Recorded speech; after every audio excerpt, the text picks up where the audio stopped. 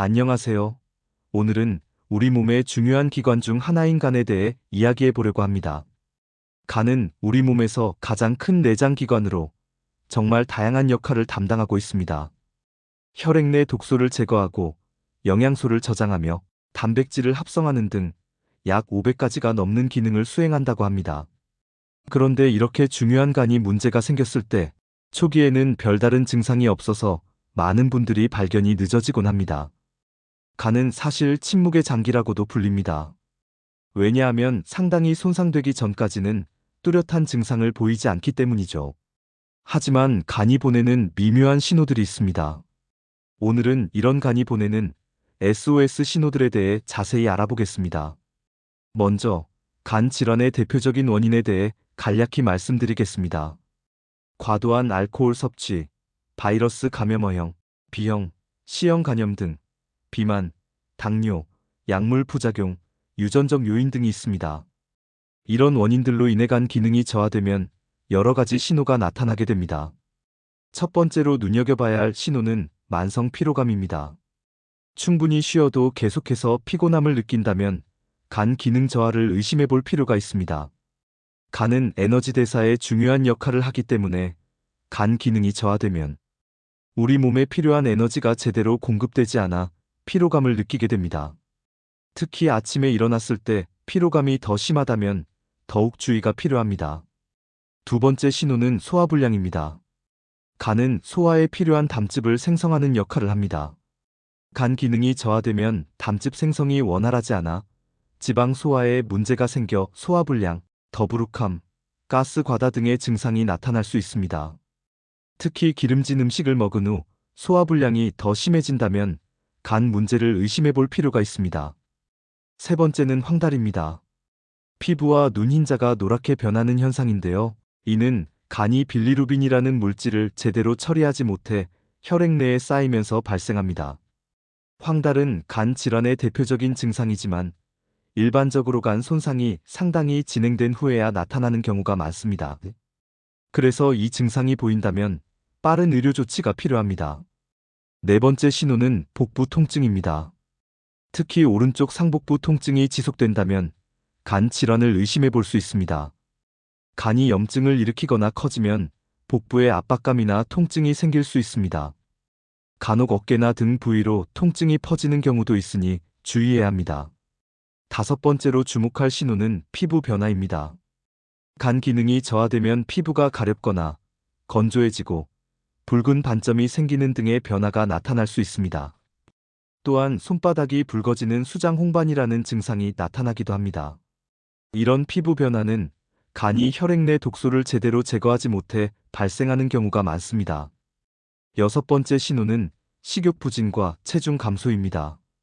간 질환이 있으면 음식 맛을 제대로 느끼지 못하고 식욕이 감소할 수 있습니다. 또한 영양소 대사에 문제가 생겨 체중이 갑자기 줄어들 수도 있습니다. 특별한 이유 없이 식욕이 떨어지고 체중이 감소한다면 간 기능을 확인해 보는 것이 좋습니다. 일곱 번째로 주의해야 할 신호는 소변과 대변의 변화입니다. 소변이 진한 새콜라색으로 변하거나 대변이 회색빛이나 창백한 색으로 변한다면 간 문제를 의심해 볼 수 있습니다. 이는 간이 빌리루빈 대사에 문제가 생겨 나타나는 현상입니다. 여덟 번째 신호는 부종입니다.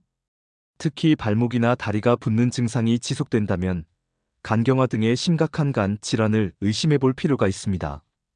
간 기능이 심각하게 저하되면 단백질 생성에 문제가 생겨 체내 수분 균형이 무너지고 부종이 발생할 수 있습니다. 아홉 번째로 살펴볼 신호는 멍이 쉽게 들거나 출혈이 잘 멈추지 않는 경우입니다. 간은 혈액 응고에 필요한 단백질을 합성하는 역할을 합니다. 간 기능이 저하되면 이런 단백질 생성에 문제가 생겨 출혈 경향이 증가할 수 있습니다. 작은 상처에도 출혈이 오래 지속되거나 잇몸에서 자주 피가 나는 등의 증상이 있다면 간 기능을 확인해 볼 필요가 있습니다. 마지막으로 열 번째 신호는 정신적 변화입니다. 간은 혈액 내 독소를 제거하는 역할을 합니다. 간 기능이 심각하게 저하되면 독소가 혈액을 통해 뇌에 영향을 주어 간성, 뇌증이라는 상태를 유발할 수 있습니다. 초기에는 집중력 저하, 기억력 감퇴, 수면, 패턴 변화 등의 증상이 나타날 수 있으며 심한 경우에는 혼란, 의식 저하 등으로 진행될 수 있습니다. 이런 신호들이 한두 가지가 아니라 여러 개가 동시에 나타난다면 더욱 주의가 필요합니다. 특히 간 질환 위험 요인이 있는 분들, 예를 들어 과도한 음주를 하시는 분, 비만이나 당뇨가 있으신 분, B형 또는 C형 간염 보균자, 간 질환 가족력이 있는 분들은 더욱 신경 쓰셔야 합니다. 그렇다면 간 건강을 지키기 위해 일상에서 실천할 수 있는 방법에는 어떤 것들이 있을까요? 첫째, 적절한 음주 습관을 가지는 것이 중요합니다. 한국간학회에서는 건강한 성인 남성의 경우 하루 알코올 2-30g 소주 약 2-3잔, 여성의 경우 10에서 20g 소주 약 1-2잔 이내로 제한할 것을 권장하고 있습니다. 또한 주 2회 이상은 금주일로 정해 간에 휴식을 주는 것이 좋습니다. 둘째, 균형 잡힌 식단을 유지하는 것이 중요합니다. 과도한 지방, 당분, 염분 섭취를 줄이고 신선한 과일과 채소, 통곡물 등을 충분히 섭취하는 것이 좋습니다. 특히 항산화 성분이 풍부한 식품들 베리류, 녹차, 견과류 등은 간 건강에 도움이 됩니다. 셋째, 적절한 체중을 유지하는 것이 중요합니다. 비만은 비알코올성 지방간의 주요 원인이 됩니다. 규칙적인 운동을 통해 건강한 체중을 유지하면 간 건강에도 도움이 됩니다. 넷째, 약물 사용에 주의해야 합니다. 의사의 처방 없이 약물을 장기간 복용하는 것은 간에 부담을 줄 수 있습니다. 특히 아세트아미노펜 같은 진통제를 과다 복용하면 간 손상을 일으킬 수 있으니 주의해야 합니다. 다섯째, 정기적인 건강검진을 받는 것이 중요합니다.